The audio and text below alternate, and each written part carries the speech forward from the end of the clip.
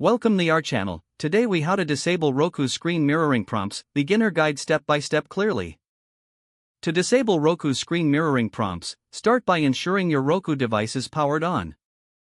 Using your remote, navigate to the home screen. Select the settings option from the menu. Scroll down and choose System.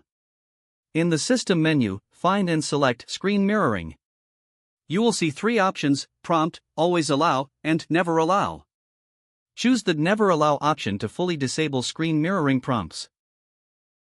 After selecting this option, press the back button on your remote. This will take you back to the main settings menu. To ensure the changes are applied, restart your Roku device. Now, your Roku will no longer prompt you for screen mirroring connections. You have successfully disabled screen mirroring prompts on your Roku device. If the page does not load, refresh the browser or try again in a private or incognito window. Make sure you are using the correct email address, then retype it carefully to avoid small typos.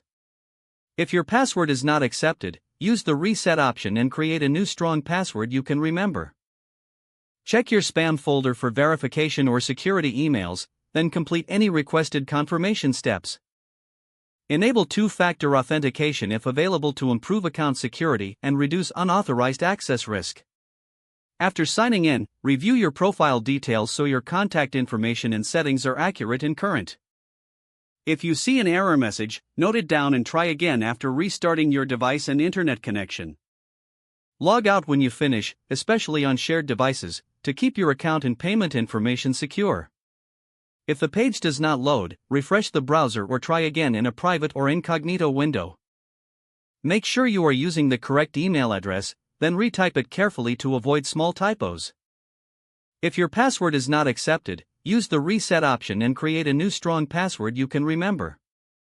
Check your spam folder for verification or security emails, then complete any requested confirmation steps. Enable two-factor authentication if available to improve account security and reduce unauthorized access risk.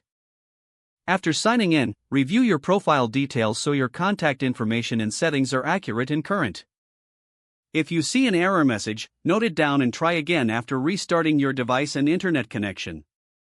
Log out when you finish, especially on shared devices, to keep your account and payment information secure. If the page does not load, refresh the browser or try again in a private or incognito window. Make sure you are using the correct email address, then retype it carefully to avoid small typos. If your password is not accepted, use the reset option and create a new strong password you can remember. Don't forget to like this video and subscribe to our channel for more step-by-step tech guides.